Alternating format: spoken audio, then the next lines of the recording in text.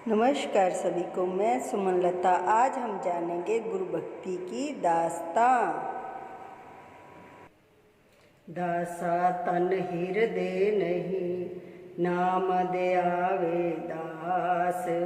पानी के पिए बिना कैसे मिटे प्यास। पानी के पिए बिना कैसे मिटे प्यास। नमस्कार सभी को। जैसे कि पहले भी हमने मन मंदिर चैनल के माध्यम से जाना था गुरु भक्ति से सेवा, आज हम जानेंगे गुरु भक्ति की दास्तां। वो सिख बेचारा गुरु दरबार में तो बेशक रहता था, परंतु सेवक भाव या दासा भाव का आना तो बिना संस्कारों और बिना सच्ची श्रद्धा और सेवा के कठिन होता है।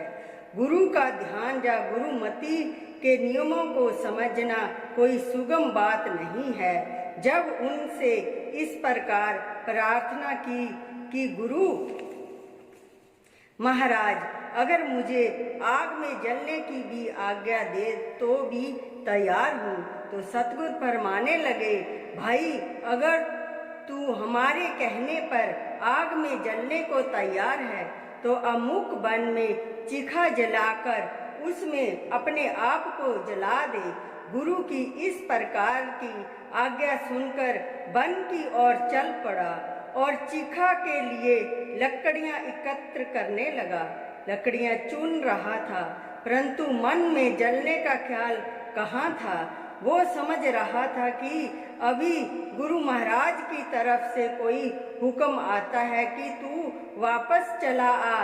लकड़ियां जोड़कर आग लगा दी, लेकिन जलने को जी ना चाहता। चिखा की चारों ओर चक्कर लगाने लगा।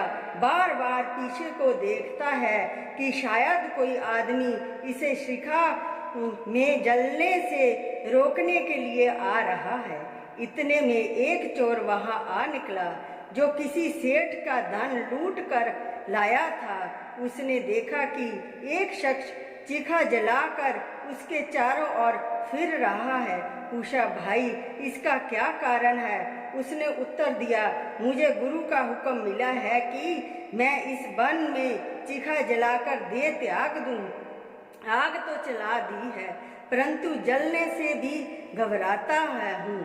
सोचता हूँ कि इस तरह बिना कारण जीवन को नष्ट कर देने में क्या लाभ। और दूसरा यह भी ख्याल है कि संभव है गुरु महाराज इस काम से रोकने के लिए किसी सिख को पीछे भेज दे। चोर ने उसकी बातों को सुना। सुनते ही पूर्व के शुभ संस्कारों ने पलटा खाया, भाग जाग पड़े और गुरु का नाम सुनते ही प्रेम में गदगद होकर कहने लगा, मित्र एक विनती है, अगर तू स्वीकार कर ले तो वो बोला, कहिए क्या विनती है? चोर ने कहा, मेरे पास लाखों रुपये का माल है, अगर तुझे पसंद हो तो यह सारा माल तू ले ले और इसके बदले गुरु का हुक्म मुझे दे दे। मैं इस शिखा में जलने के लिए तैयार हूँ। उसने सोचा, वाह भाई वाह, परमात्मा ने अकल का अंधा और गांठ का पूरा वन में ही भेज दिया है। ईश्वर जब देने पर आता है तो मकान की छत से फेंक देता है।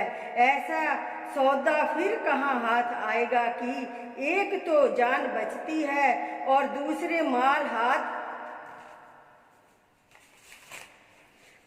आता है। गुरु का ऐसा हुक्म मानने से लाभ ही क्या होगा कि जिससे शरीर भी जाए और हाथ पल्ले भी कुछ ना आए। यह सोचकर चोर से कहने लगा, ले भाई गुरु का हुक्म और माल जितना तेरे पास है मेरे हवाले कर।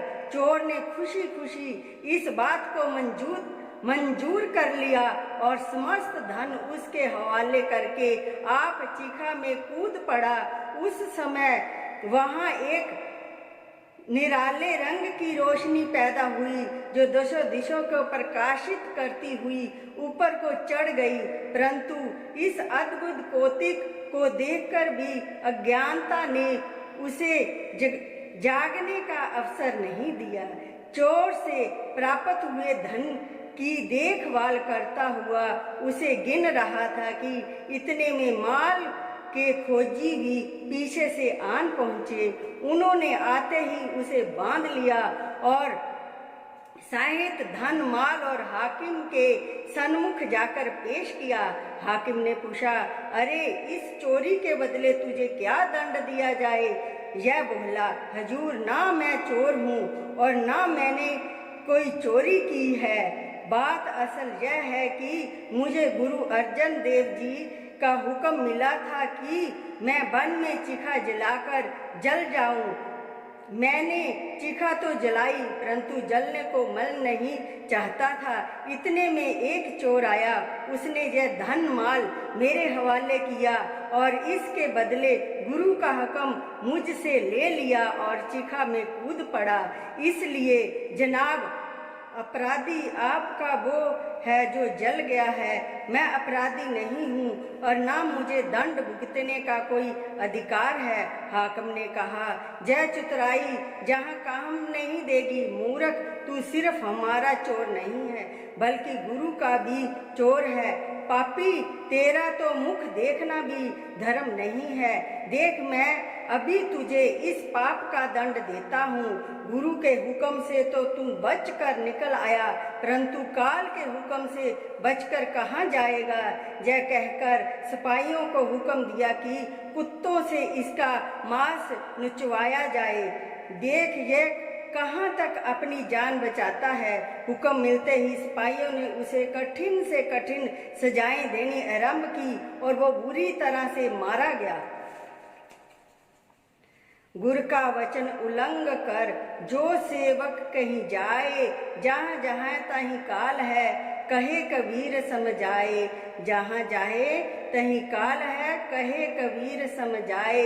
गुर माथे से उतरे शब्द भी होना होए, ताको काल घसीट है रोक सके ना कोई। ताको काल घसीट है रोक सके ना कोई। गुर से करे कपट चतुराई, सो हंसा भव भर में जाई। जो शिष्य गुरु की निंदा करी, शुक्र सवान सरब में परई। इस कथा में एक बात विचारने जोग मिल गई, वो ये है कि गुरु का वचन ही है जो गुरु और शिष्य के बीच भक्ति का बंधन उत्पन्न करता है और जिसके द्वारा गुरु शिष्य को भक्ति का धन प्रदान करता है। यदि वचन की पाबंदी न हो तो गुरु की संगत में रहता हुआ भी शिष्य उनके लाभ से खाली रह जाता है और वचन की पालना करने वाला दूर रहकर भी रंगा जाता है, जैसा कि इस कथा से सिद्ध है। इसलिए गुरु की आज्ञा अनुसार कर्म करना गुरु भगत का सबसे प्रथम और उत्तम धर्म है, क्योंकि जिसको गुरु के वचनों में विश्वास नहीं है उसको जय लोक और परलोक दोनों दुख रूप बने रहते हैं। नमस्कार सभी को। कल हम जानेंगे गुरु भक्ति से मुक्ति। दासों की दास सुमन शर्मा।